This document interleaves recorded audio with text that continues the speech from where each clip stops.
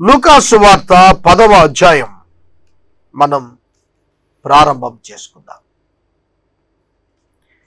అటు తర్వాత ప్రభువు 70 మంది ఇతరులను నియమించి తాను వెళ్ళబోవు ప్రతి ఊరిలోనూ ప్రతి చోటకిని తనకంటే ముందుగా ఇద్దరిని పంపించుచు వారితో ఇట్లు అనెను.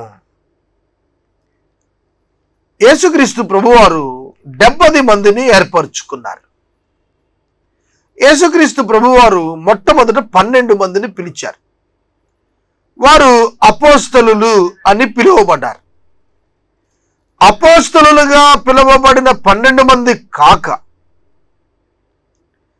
ఈ వాక్యంలో మనం చూస్తున్నప్పుడు 70 మందిని ఏర్పరచుకున్నట్లుంది. అలాగే యేసు పునరుద్ధారుడైన అనంతరం, ఆరోహణుడైన అనంతరం 120 మంది మేడగదిలో ప్రార్థన చేస్తున్నట్లుగా మనకు కనిపిస్తారు.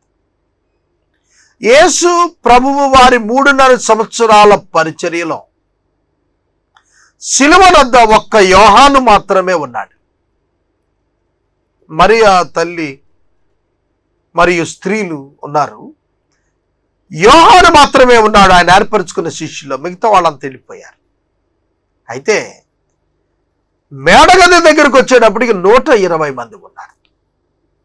చూడండి, ఆయన పరిచర్య ఫలాలు చెదిరినా కూడా ఒక ప్రత్యేకమైన సమయానికి వచ్చేటప్పటికి వారు సమకూర్చబడినట్లుగా మనం చూడగలుగుతున్నాం. మేడగదిలో 120 మంది ఉండగా పెంతెకొస్తు పండుగ నాడు పరిశుద్ధాత్మ దేవుడు వారిపై కృమ్మరించబడినప్పుడు, అనుగ్రహించబడినప్పుడు పేతురు ఒక్కడే లేచి మాట్లాడాడు.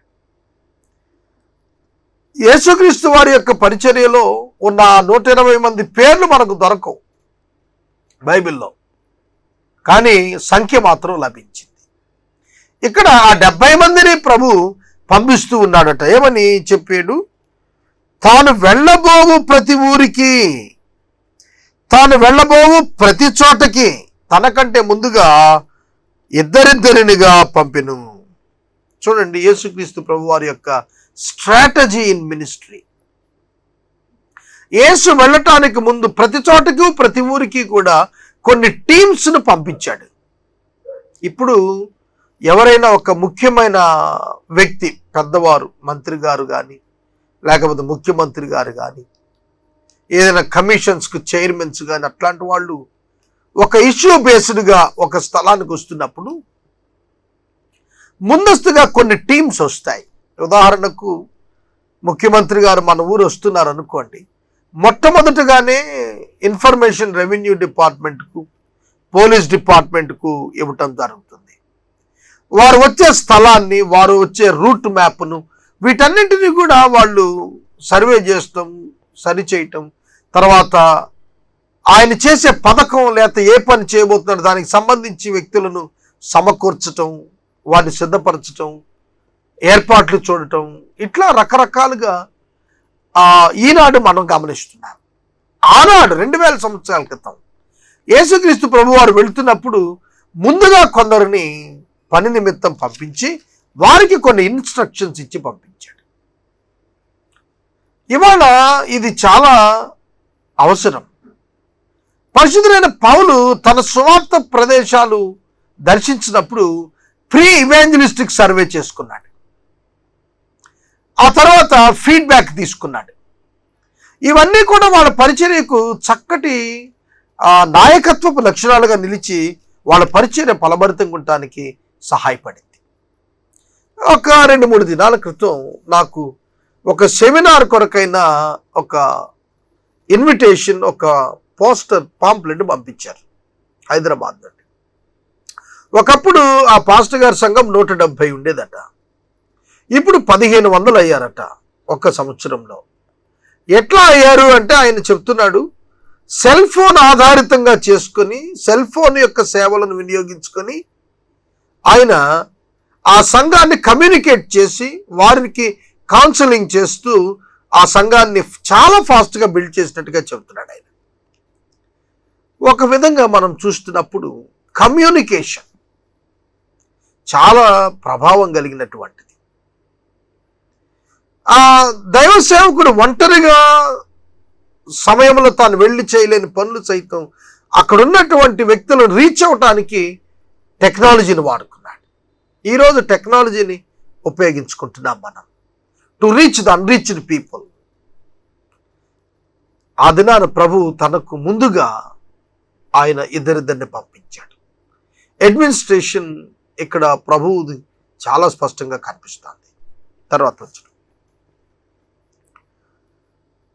పంపినప్పుడు వారితో ఇట్లా, నేను కోత విస్తారముగా ఉంది కానీ పనివారు కొద్దిమంది, కాబట్టి కోత యజమానుని తన కోతకు పనివారిని పంప వేడుకొనుడి. కోత సిద్ధముగా ఉన్నది, కోత చాలా ఉంది, కొయ్యాల్సింది చాలా వర్క్ ఉండిపోయింది, పనివారు కొద్దిమందే ఉన్నారు, అత్యధికమైన పనివారు కావాలని వేడుకొనండి. మీరు వెళ్ళండి, ఇదిగో తోడేళ్ల మధ్యకు గొర్రె పిల్లలను పంపినట్టు నేను మిమ్మల్ని పంపుచున్నాను. మీరు సంచినైనను జాలనైనను చెప్పులనైనను తీసుకొని పోవద్దు. త్రోవలో ఎవరినైనాను కుశల ప్రశ్నలు అడగవద్దు. మీరు ఏ ఇంటనైనాను ప్రవేశించేటప్పుడు ఈ ఇంటికి సమాధానముగునుగా అక్కడ మొదలు చెప్పండి. సమాధాన పాత్రుడు అక్కడ ఉంటే సమాధానం అతని మీద నిలుస్తుంది, లేని ఎడలది మీకు తిరిగి వస్తుంది. వారు మీకు ఇచ్చు పదార్థములు తిరుచు తాగుచు ఆ ఇంటిలోనే ఉండండి. పనివాడు జీతమునకు పాత్రుడు ఇంటింటికి తిరగవద్దు. బైబిల్ గ్రంథంలో ఎంత స్పష్టంగా సేవా విధానాలు రాస్తూ వచ్చాడండి. యేసు తన శిష్యులను పంపిస్తూ ఉన్నప్పుడు, ఆ 70 మందిని పంపుతున్నప్పుడు, ఇశ్రాయేలు జనాంగం దగ్గర ఆయన వెళ్ళే ప్రదేశాల్లోనూ అన్ని ప్రాంతాలకు పంపుతున్నప్పుడు వారికి చెబుతున్న మాట, ఇంటింటికి తిరగబాకండి, మీకు సమాధానం వచ్చిన చోట ఉండండి, వాళ్ళు పెట్టింది తినండి, వాళ్ళు ఏది ఇస్తే తాగండి, అక్కడే ఉండండి, అక్కడే అకామిడేషన్ పొందండి, మీరు ఇంటింటికి తిరగద్దు. పనివాడు జీతానికి పాత్రుడు అంటే నేను చూసుకుంటాను మీ భవిష్యత్తు అని. పనివాడు జీతానికి పాత్రుడు అంటే మిమ్మల్ని పంపించిన నేను ప్రతిఫలం ఇచ్చేటువంటి వాడను, మీకు పరిస్థితులను సమకూర్చగలిగేటువంటి వాడని నేనున్నానని మీరు మరొకండి అని వారు ధైర్యపరిచాడు. మరియు మీరు ఏ పట్టణంలోనైనా ప్రవేశించినప్పుడు వారు మిమ్మల్ని చేర్చుకుంటే మీ ముందర పెట్టినవి తినండి, అందులో ఉన్న రోగులను స్వస్థపరచండి, దేవుని రాజ్యం మీ దగ్గరికి వచ్చి ఉన్నదని వారితో చెప్పండి. దేవుని రాజ్యం వాళ్ళ దగ్గరికి రావటం ఏంటి? ప్రభువు వారింటికి వెళ్ళబోతున్నాడు, వారున్న స్థలానికి వెళ్ళబోతున్నాడు కనుక దేవుని రాజ్యం మీ దగ్గరికి వచ్చిందని చెప్పండి. ఇప్పుడు ప్రజల యొద్దకు పరిపాలన వస్తుంది, చూశారు. ప్రభుత్వం ఎవరు? సచివాలయంలో, అసెంబ్లీలో వాళ్ళే కదా ప్రభుత్వం.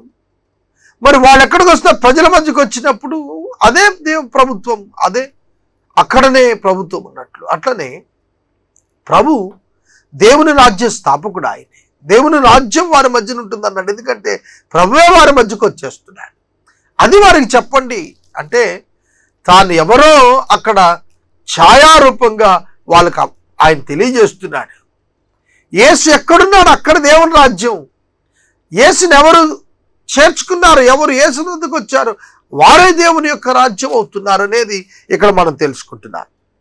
మీరు ఏ పట్టణంలోనైనా ప్రవేశించినప్పుడు మిమ్మల్ని గనుక చేర్చుకొనకపోయిన ఎడల మీరు దాని వీధుల్లోనికి పోయి మీ పాదముల కంటే మీ పట్టణపు ధూళిని కూడా మీ ఎదుట దులిపివేస్తున్నాం, ఆయనను దేవుని రాజ్యం సమీపించి ఉన్నదని తెలుసుకుని చెప్పండి. ఆ పట్టణపు కంటే సొదొమ పట్టణపు గతి, గుమోరా పట్టణపు గతి వార్వదగినదిగా ఉంటున్నది ప్రభు తెలియజేస్తున్నాడు. అయ్యో కొరాజీనా, అయ్యో బెత్సైదా, మీ మధ్యన చేయబడిన అద్భుతములు మీరు సీదోను పట్టణంలో చేయబడిన ఎడల ఆ పట్టణంలో వారు పూర్వమే గోనె పట్ట కట్టుకొని బూడిద వేసుకుని కూర్చుండి మారు మనసు పొంది ఉందరు.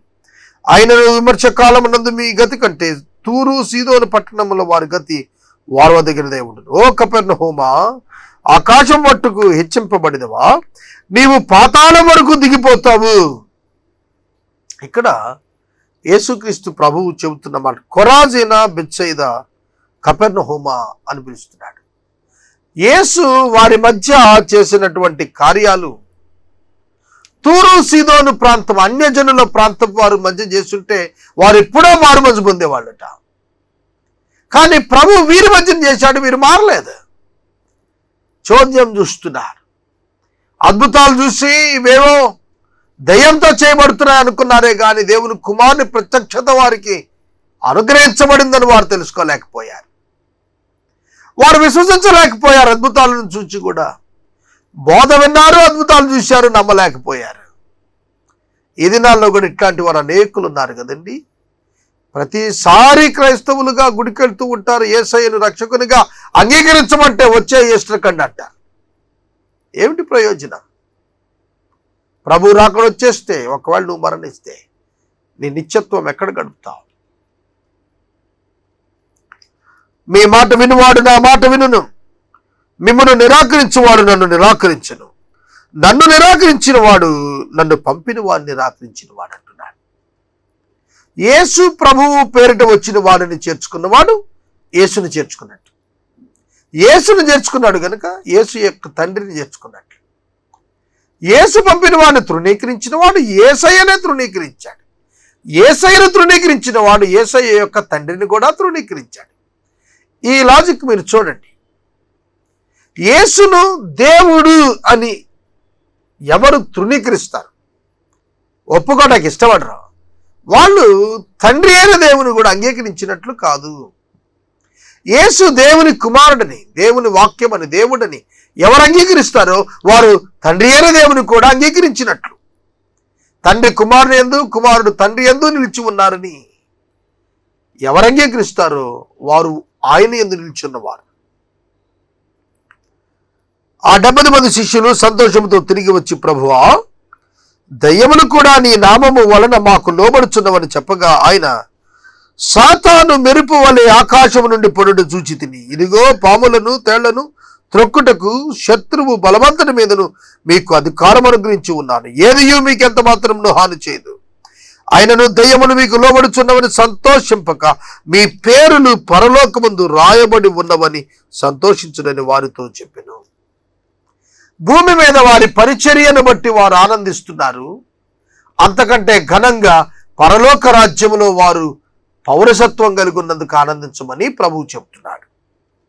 ఆ గడియలోనే యేసు పరిశుద్ధాత్మ యందు బహుగా ఆనందించి, తండ్రి, ఆకాశమునకును భూమికిని ప్రభువా, నీవు జ్ఞానులకు వివేకులకు ఈ సంగతులను మరుగు చేసి పసిబాలులకు బయలుపరిచి ఉన్న వారిని స్తుతిస్తున్నాను. అవును తండ్రి, అలాగూ చేయుట నీ దృష్టికి అనుకూలము ఆయను. ఈ మాట చాలా ప్రాముఖ్యమైన మాట. దేవుడు తన చిత్తం ప్రకారం నెరవేరుస్తున్నాడనేది అర్థం చేసుకుంటున్నారా? అవును తండ్రి, ఈలాగు చేయుట నీ దృష్టికి అనుకూలం, అంగీకారం. ఈ మాట మన జీవితాల్లో ఒప్పుకు తీరాలి. తండ్రి, ఈలాగు చేయుట నీ దృష్టికి అంగీకారం. Who am I to deny this? దీన్ని కాదని చెప్పడానికి నేనెవరిని? అవునండి, దేవుడు తన చిత్తం ప్రకారం చేస్తున్నాడు. అందుకని అంటున్నాడు, ఈలాగు చేయుట నీ దృష్టికి అనుకూలమైంది. ఎలాగూ చేయటం?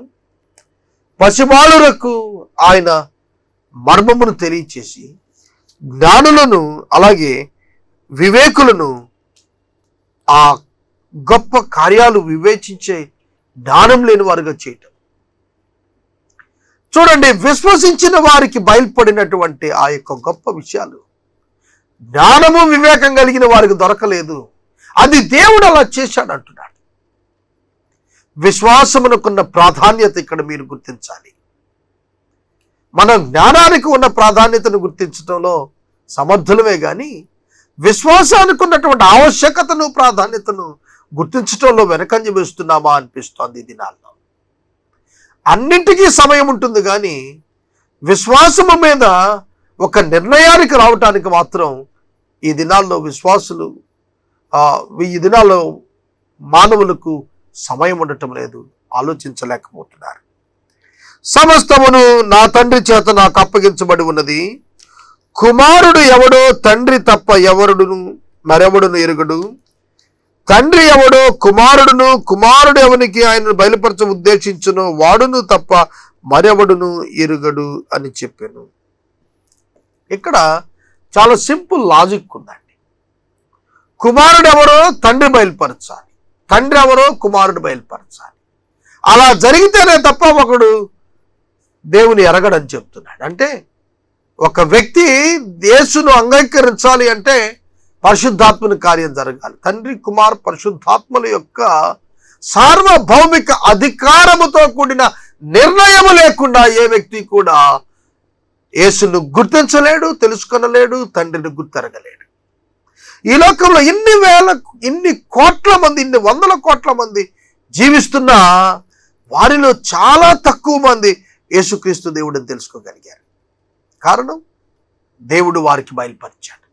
యేసు తాను తన తండ్రిని బయలుపరిచాడు, తండ్రి తానే స్వయంగా యేసుని బయలుపరిచాడు. పరిశుద్ధాత్మని ద్వారా ఈ రెండు కార్యాలు కూడా విశ్వాసులకు జరుగుతున్నాయి. కనుక త్రిత్వ దైవం యొక్క ప్రత్యక్షత లేనిదే ఎవ్వరూ ప్రభువును తెలుసుకోలేరు. తండ్రి ఆకర్షించకపోతే, పిలవకపోతే ఎవడు కుమారుడి దగ్గరికి రాడు. కనుక యేసయ్యని చాలా మంది అంగీకరించడం లేదు అని అంటే పరిశుద్ధుడైన పౌలు అన్నాడు, ఏర్పరచబడిన వారికి నేను సువార్తను చెప్పాను అన్నాడు. ఏర్పాటులో ప్రీడెస్టినేషన్ థియరీ. దేవుడు ఏర్పరచుకున్నాడు, దేవుడు అనుకున్నదే జరుగుతుంది అంతా కూడా. దానిని మనం విశ్వసించగలుగుతున్నామా?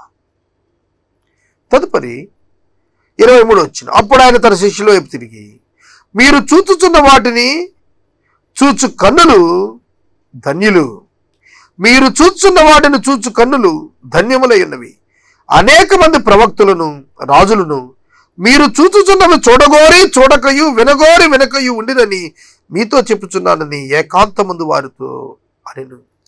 యేసు మాటలు, యేసు స్వరూపాన్ని చూడాలని పాత నిబంధన కాలంలో ఉన్న భక్తులందరూ ఎదురు చూచారు. సుమియోను, ఆఖరికి వృద్ధాప్యంలో ఉన్న సుమియోను యేసును పశుబాలుడిగా తన చేతుల్లో తీసుకుని, నాదా సత్యస్వరూపి, నీ దాసుని నెమ్మదిగా పాలిస్తున్నావయ్యా అని కృతజ్ఞతాస్తుతులు చెల్లించాడు. యేసును చూచాడు, యేసు మాటలు వినలేదు, యేసయ్య ఎప్పుడు మాట్లాడలేదు. ఆయన పశుబాలుడిగా ఉన్నాడు, మాట ప్రారంభం కాలేదు. కనుక ప్రభు అన్నారు, చూచిన కన్నులు, చూచిన కార్యాలు మీరు చూస్తున్నారు కదా, ఇప్పుడు ఇవి చూస్తున్న మీరు ధన్యులు. ఆ మాట వారికి చెప్పి సువార్తలు ముగింపుకు వచ్చేటప్పటికి తోమాతో అన్నాడు, చూచి నమ్మిన వారి కంటే చూడక నమ్మిన వారు మరింత ధన్యులు. చూచారు ఆనాటి ఇశ్రాయేలీలు, ఆనాటి విశ్వాసులు, ఆనాటి భక్తులు, ఆనాటి ప్రజలు యేసును చూచారు, యేసు మాటలు విన్నారు. చూచి నమ్మిన వారు ధన్యులైతే చూడక నమ్మిన వారు, యేసును చూడకుండానే నమ్మిన వారు మరింత ధన్యులు.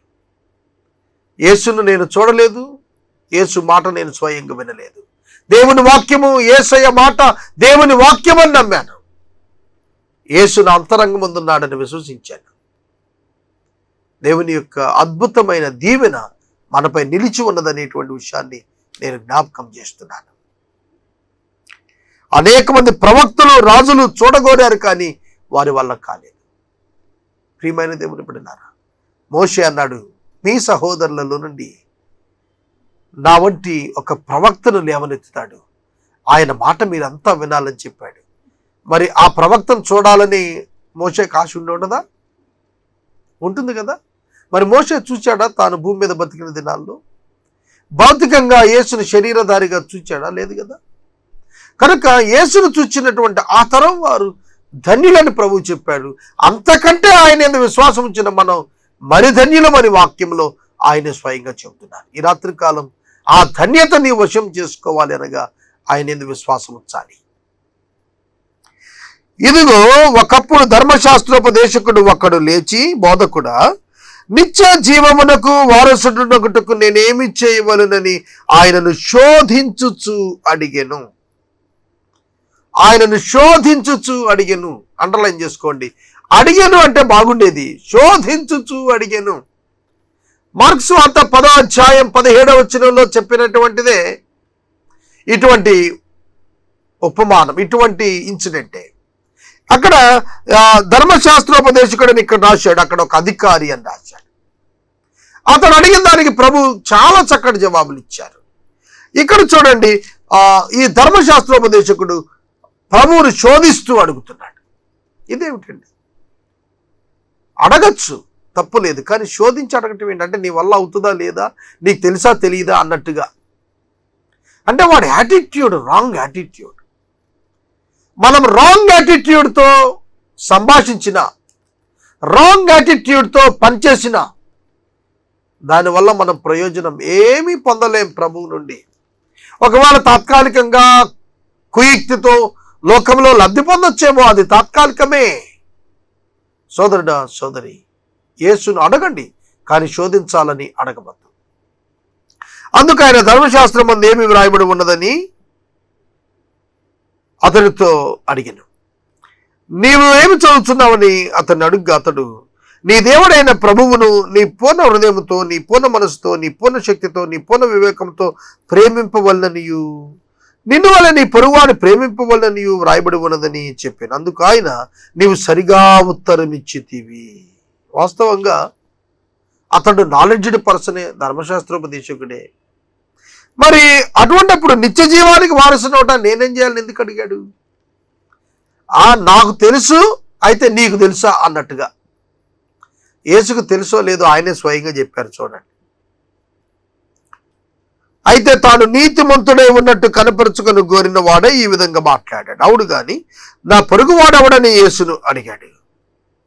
అందుకు యేసు ఇట్లా, ఒక మనుషుడు యెరూషలేము నుండి యెరికో పట్టణంకు దిగి వెళ్ళుచు దొంగల చేతికి చిక్కెను. వారు అతని బట్టలు దోచుకొని అతన్ని కొట్టి కొరప్రాణంతో విడిచిపోయారు. అప్పుడు ఒక యాజకుడు ఆ తోవను వెళ్ళి తటస్థించెను. అతడు అతనిని చూచి ప్రక్కగా పోయాను. అలాగనే లేవీయుడు ఒకడు ఆ చోటుకు వచ్చి చూచి ప్రక్కగా పోయాను. అయితే ఆ సమరయుడు ప్రయాణమైపోవచ్చు అతను పనిన చోటుకు వచ్చి అతని మీద జాలిపడి అతను చూచి దగ్గరకు పోయి నూనె ద్రాక్షారసం పోసి అతని గాయములను కట్టి తన వాహనం మీద ఎక్కించి ఒక పూటకోళ్ల వాని ఇంటికి తీసుకుని పోయి అతన్ని పరామర్శించను. మరునాడు అతడు 2 దేనాలను తీసి ఆ పూటకోళ్ల వానికి ఇచ్చి, ఇతను పరామర్శించుము, నీవు ఇంకేమైనా ఖర్చు చేసిన నేను మరలా వచ్చినప్పుడు అది నీకు తీర్చదనని అతనితో చెప్పి పోయాను. కాగా దొంగల చేతి చిక్కిన వాని ఈ ముగ్గురులో ఎవడు పొరుగువాడు ఆయన నీకు తోచున్నదని యేసు అడుగ్గా అతడు అతని మీద జాలిపడిన వాడే అనను. అందుకు యేసు, నీవును వెళ్ళి అలాగు చేయమని అతనితో చెప్పాను. 38వ వచనం మీ ఎదుట ఉంచుకొనండి. అంతటా వారు ప్రయాణమైపోవచ్చుండగా ఆయన బేతనియ గ్రామములో ప్రవేశించెను. అంతటా వారు ఎవరు వారు? అంతటా వారు ఆయన శిష్యులు, ఆయన వెనకాల 70 మంది మనుషులు.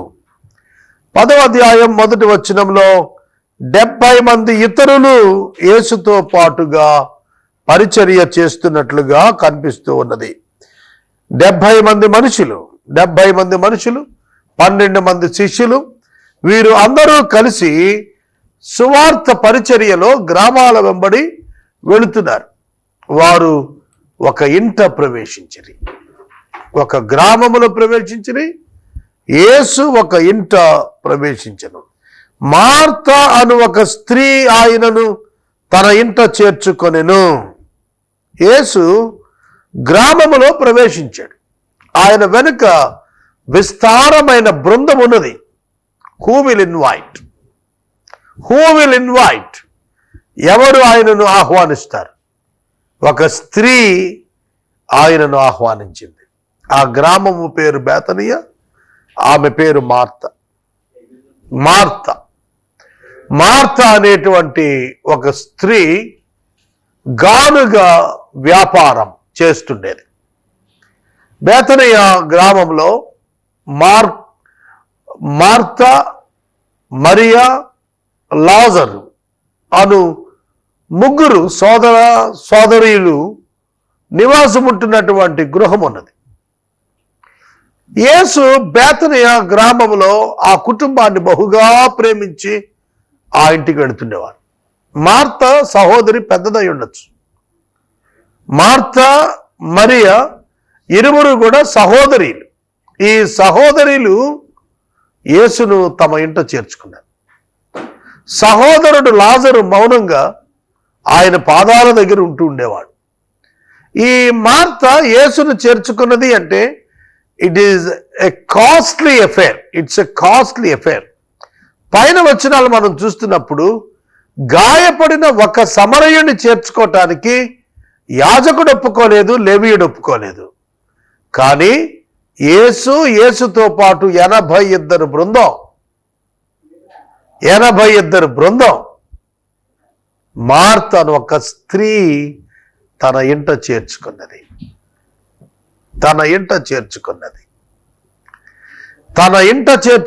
అండర్లైన్ చేసుకోండి.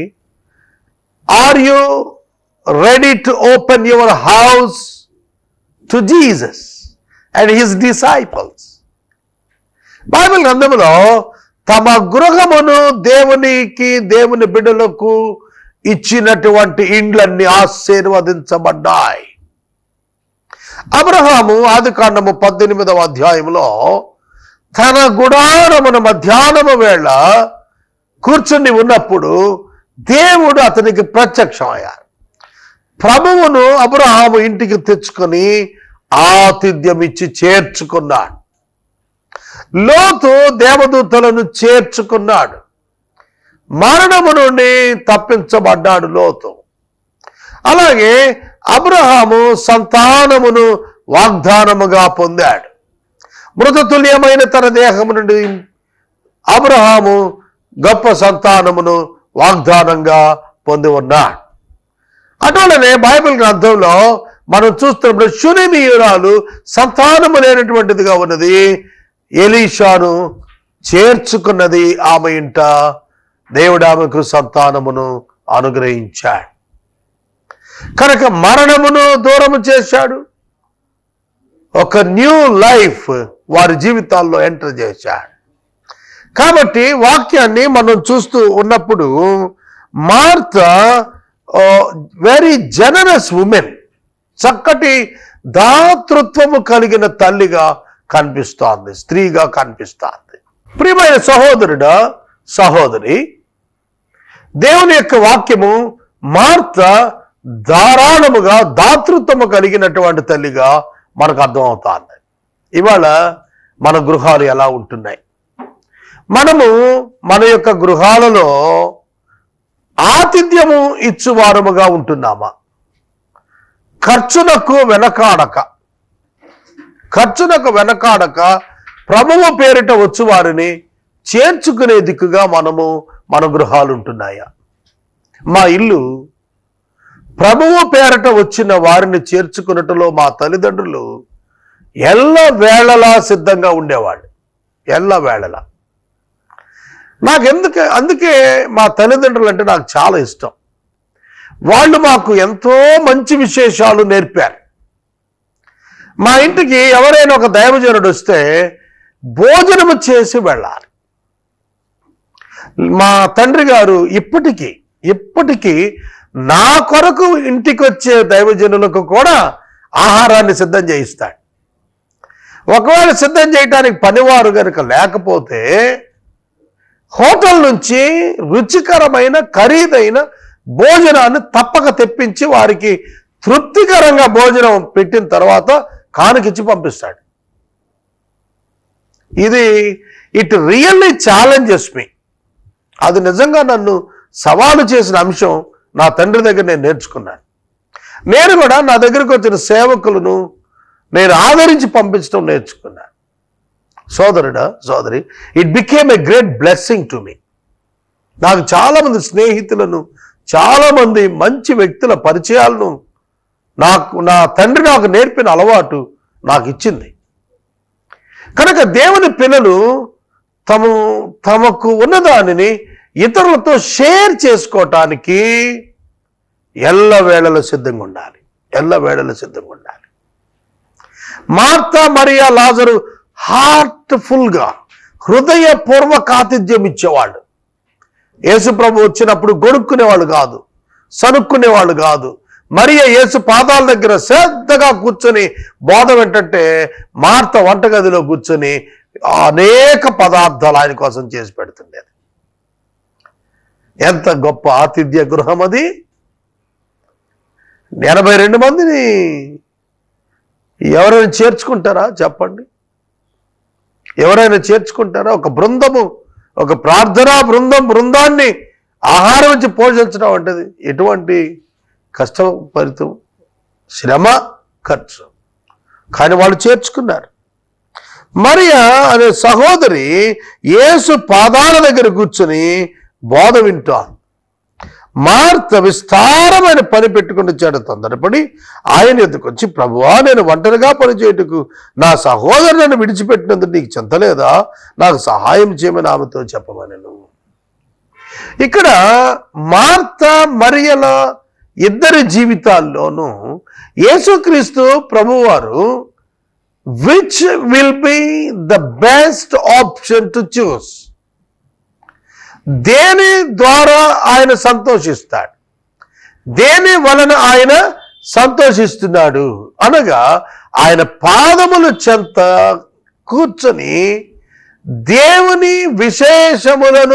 విషయములను నేర్చుకొనుటకు, పరలోక సంబంధమైన విషయములను గ్రహించుటకు ఆసక్తి కనపరుచుట ఆయనకు ఆనందదాయకం.